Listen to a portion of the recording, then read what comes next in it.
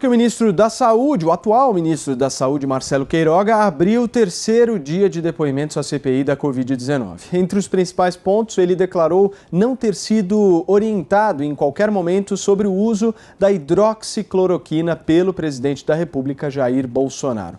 Afirmou que passa informações, relatórios técnicos todos os dias ao governo federal e que desconhece o indício de guerra química vindo da China. Quanto à campanha de contenção da pandemia, defendeu o fortalecimento do uso de máscaras e que a vacina é a única saída.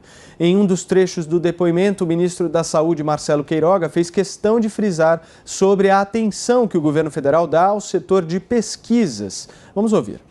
É bom que se frise, porque é um governo que tem investido fortemente na pesquisa. Negacionismo é negar o que o governo federal tem feito no investimento na pesquisa, na ciência e na tecnologia. O depoimento do presidente da Anvisa, Antônio Barra Torres, que seria na tarde de hoje, foi adiado para a próxima terça-feira. Constantino, como é que você viu esse depoimento do atual ministro Marcelo Queiroga? Paulo, é mais uma ducha de água fria, né, nos que montaram o circo dessa CPI, né, que estão, inclusive, desesperados só de pensar que possa começar a falar de alguma coisa ligada aos recursos federais que foram para estados e municípios. Né? Para começo de conversa, convocar um ministro que está há pouco mais de um mês na cadeira já mostra que o intuito é realmente tentar extrair qualquer coisa que sirva de manchete contra o governo. Mas como o próprio doutor Queiroga respondeu, né, o presidente deu total autonomia para ele, não houve nenhum tipo de pressão sobre cloroquina. E, aliás, eu paro aqui, né, sobre o circo para voltar a falar disso. Né? É impressionante que uma pessoa que liga a televisão e cai direto nessa CPI, né, a pessoa vai jurar que cloroquina é alguma coisa tipo crack. Né? Estão tratando exatamente dessa forma. Eu quero dar aqui destaque para a manchete do Globo de hoje. O mesmo grupo, né, que há alguns anos fazia uma reportagem longa mandando mulheres grávidas tomarem tranquilo a cloroquina para Zika, que não tinha perigo. Conhecida como Capitã Cloroquina, assessora da saúde, confessa que organizou missão para difundir a droga no Amazonas. Olha, isso parece coisa ligada ao Fernandinho Beiramar, ao André do Rap lá, que foi solto pelo STF. É uma coisa impressionante, né? Eu acabei de saber também a notícia que o YouTube suspendeu uma entrevista, né, com uma médica na Gazeta do Povo, onde ela falava de tratamento precoce, porque viola as regras, né, da rede social sobre informações falsas de medicina. Né? É um jornal centenário, sério, e agora o YouTube quer decidir quem pode ou não ser entrevistado. E por falar em entrevista, hoje eu mais cedo participei de uma com a Amanda, né? Com uma doutora que está na linha de frente de batalha e que deu uma aula, né, sobre a quantidade de pesquisas que tem, de observação, explicações clínicas, médicas, científicas sobre esses remédios e tudo mais. E mesmo assim a gente sabe que não adianta, né? A gente sabe que tem uma turma que não está nem um pouco interessada no debate científico, entender como funciona o processo científico. Eles estão interessados nisso aí que essa CPI circense tem feito. Demonizar o remédio, tentar associá-lo ao presidente Bolsonaro e criar uma narrativa esdrúxula, como se fosse uma espécie de gente espalhando crack pelo país. Eu fecho com as palavras excelentes da doutora Roberta Lacerda, que foi entrevistada hoje mais cedo, em relação a esse tipo de jornalismo, entre aspas, militante. Né? Deixem os médicos em paz. Amanda Klein, estão tratando a cloroquina no Brasil como crack, como diz o Constantino, ou não?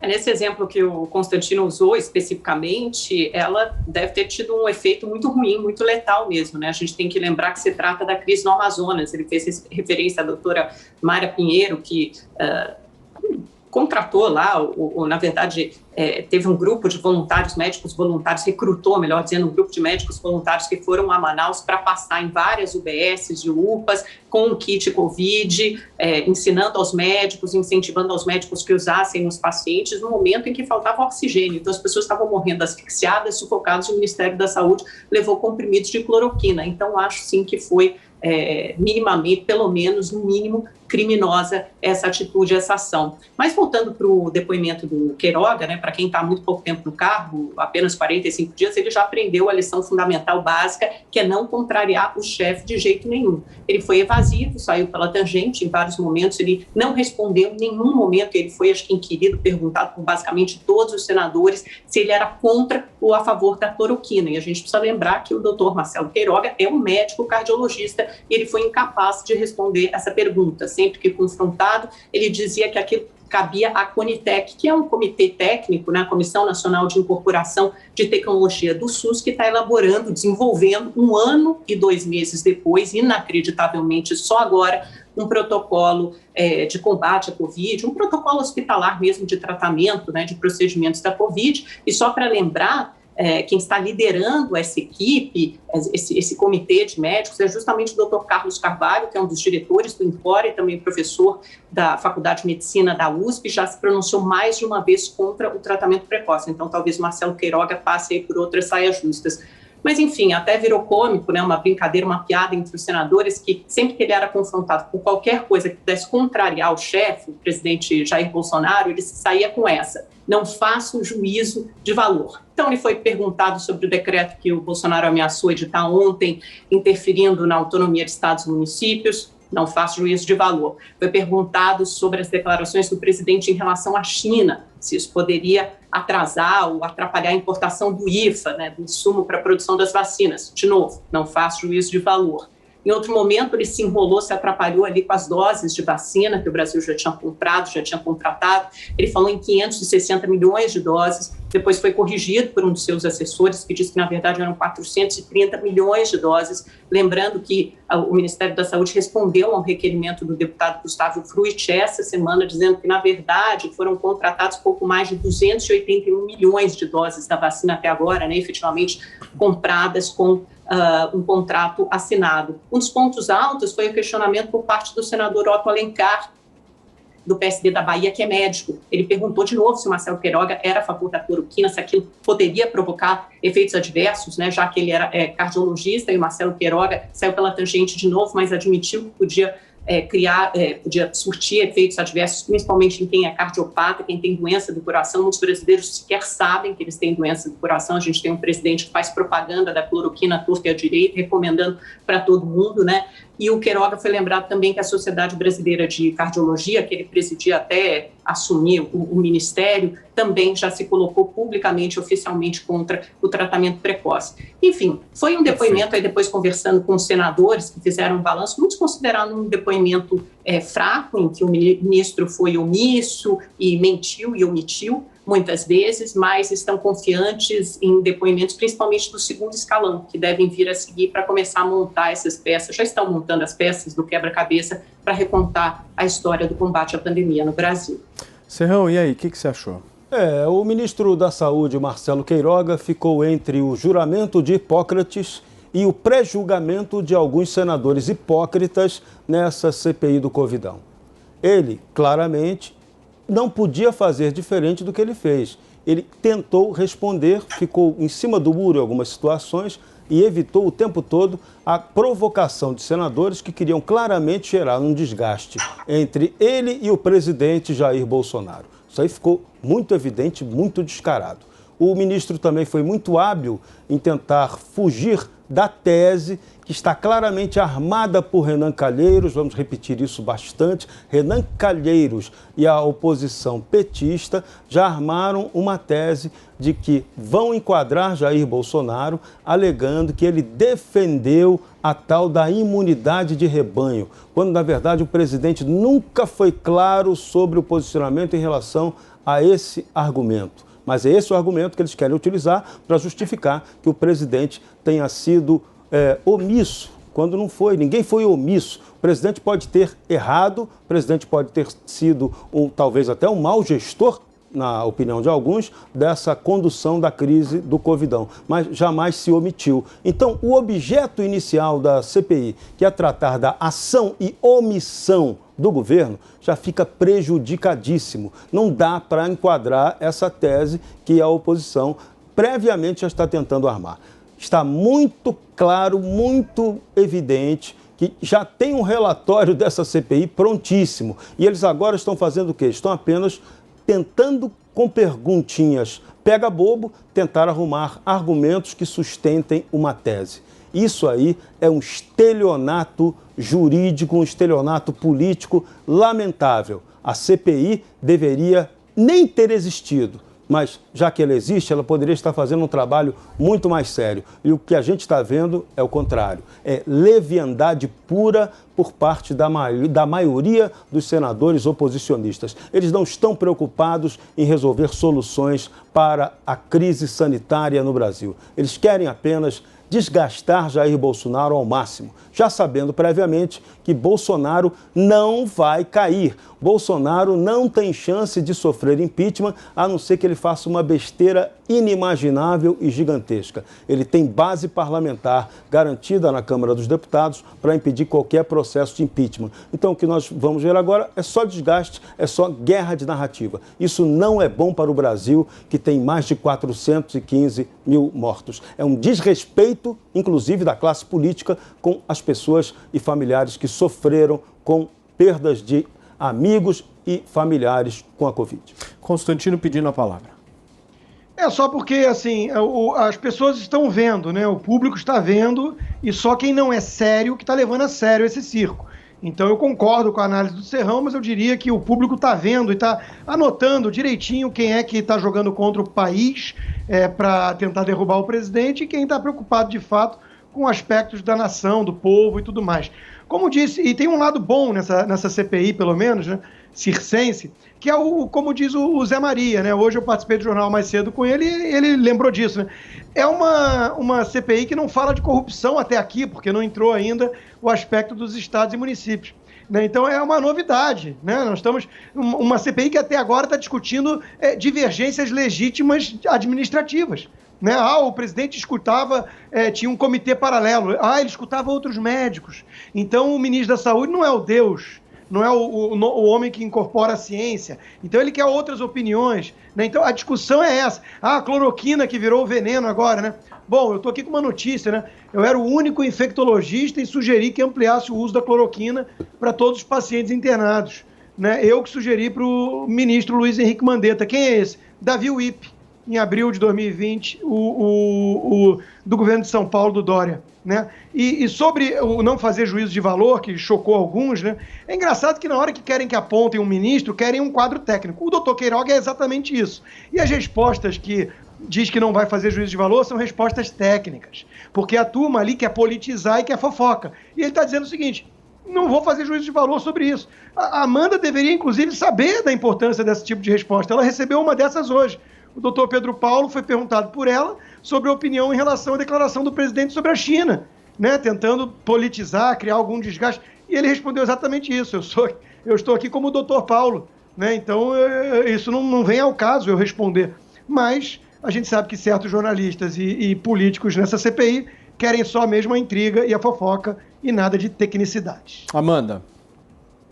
Essa CPI não é sobre corrupção, não. É talvez sobre algo ainda mais grave, Constantino. É sobre morticínio, sobre mais de 400 mil mortes e outras muitas que virão. É sobre omissão e incompetência de um governo que deixou de agir, que deixou de tomar atitudes ou então tomou atitudes flagrantemente erradas e equivocadas, anticientíficas, à margem da ciência. Não se trata apenas de ouvir outros médicos com assessoramento paralelo. Não tem problema nenhum em você ouvir várias opiniões e opiniões divergentes, ainda mais no começo de uma doença, no começo de uma pandemia, legítimo, ninguém sabe. Até a declaração que você cita aí do Davi Wip, você deu a data de abril de 2020. Duvido que ele repetisse a mesma coisa hoje, em maio de 2021. No entanto, o governo continua batendo o pé e insistindo na cloroquina, quando todas as agências de saúde internacionais recomendam publicamente que não se use, é só entrar no site de qualquer uma delas. Então, não é mais legítimo ter essa dúvida. E quando o ministro foi perguntado, ele foi perguntado sob uma perspectiva técnica, porque ele é médico, ele é cardiologista, ele presidia a Sociedade Brasileira de Cardiologia, que já se posicionou publicamente contra o tratamento precoce. Então, que presidente é esse de uma sociedade médica que não estudou, não sabe até agora se ele é contra ou a favor da cloroquina, se ele é contra ou a favor do kit Covid? Pelo contrário, ele estava numa situação, numa posição extremamente constrangedora, embaraçosa, envergonhado, porque ele não podia defender, não podia abertamente dizer que era contra aqueles medicamentos para não contrariar o chefe, então ele estava numa posição muito delicada, ainda está, porque deve estar continuando depondo. Né? Amanda, o médico que encarregou... O médico que ele convidou para fazer o protocolo, para desenvolver o protocolo hospitalar de cuidados hospitalares de combate à Covid, é justamente o médico que se coloca contra o tratamento precoce. Então, as respostas estão aí, as respostas técnicas estão aí. É muito legítimo que o ministro da Saúde seja perguntado, sim, se ele é contra ou a favor de determinado medicamento, ainda mais um medicamento que causa, que provoca todo esse alvoroço e essa politização no Brasil. Então, é muito importante, sim, você rever esses primeiros passos da pandemia, rever como o governo combateu ou não combateu, e fica cada vez mais claro quando você vai montando e juntando as peças desse quebra-cabeça, que foi um governo que apostou em algumas teorias, em algumas crenças que depois se mostraram equivocadas, do isolamento vertical, do tratamento precoce e da imunidade de rebanho. Nenhuma delas se sustentou, e não se sustenta há muito tempo, e mesmo assim o governo insiste no erro, só que é um erro que provoca mortes, não todas as 400 mil mortes, mas que certamente agrava a situação da pandemia no país. Constantino. Imagino que esse comentário tenha sido na cabeça da Amanda bastante científico, né? A resposta do médico é a mesma, inclusive, do Conselho Federal de Medicina, o órgão máximo de medicina no país. Ele não diz, como você, que deve ser muito doutor, aliás, o doutor Paulo Porto hoje percebeu isso, né, que você deve ser mais especialista do que ele e todos os outros que discordam de você, né, e porque a forma que você fala é com muita arrogância e deve ser realmente muita sabedoria sobre o assunto. O Conselho Federal de Medicina não diz o que você quer que o Queiroga diga na CPI, que você leva muito a sério, porque vai descobrir as omissões do governo federal que causaram morte. Né, o Renan Calheiros e o Omar Aziz vão descobrir o que aconteceu para causar tanta morte, sendo o Brasil o 13º país, e a Argentina, aliás, passou, a Argentina não existe mais na nossa mídia, né? Tiveram 657 óbitos ontem, colocou a Argentina como o primeiro lugar já na América Latina, com um lockdown que esse sim não funcionou e pode ter tirado muitas vidas e, sem dúvida, milhões de empregos, isso já é dado e é científico, né? E a Argentina que tem a vacina da Sputnik, né? Então, veja que de científico a sua fala não tem absolutamente nada. Ela é militância, ela é ideologia, ela é propaganda contra o governo mascarada de ciência e com muita arrogância, né? Mais do que o presidente do Conselho Federal de Medicina. Eu, se tiver alguma doença, vou me consultar com a Amanda Klein. A arrogância é a sua, Constantino. Eu procuro fatos. Mas então deixa eu te fazer uma pergunta. Você tomou a vacina da Pfizer, não foi isso? Foi exatamente isso. E por que você tomou?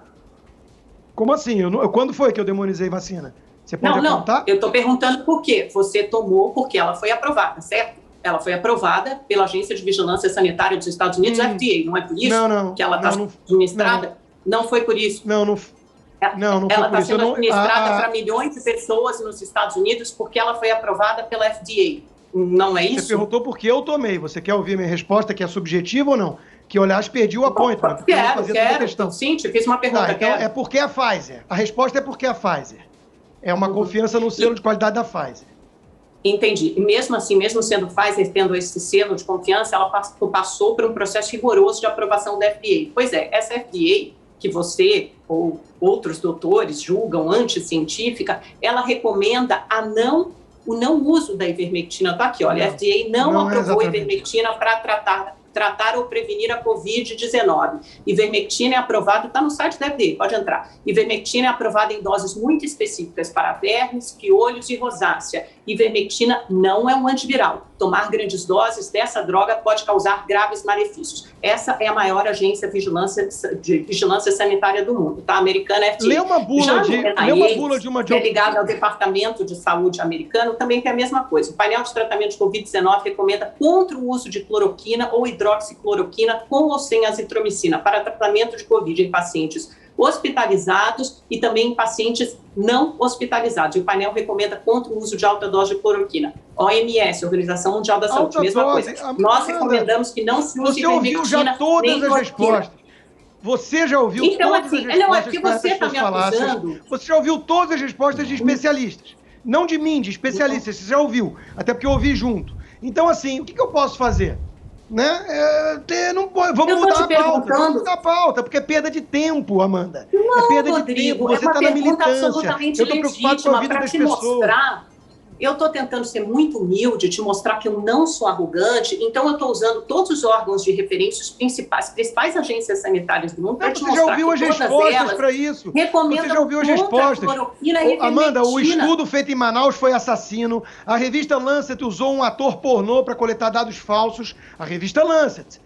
E tem um excesso de dosagem, tem a amostragem que é feita com muito mais idosos, dependendo da pesquisa. Tem várias outras pesquisas que mostram você quer ensinar influenza, como trabalhar, eu estou te falando de... eu sou arrogante, eu estou falando que são inúmeros médicos.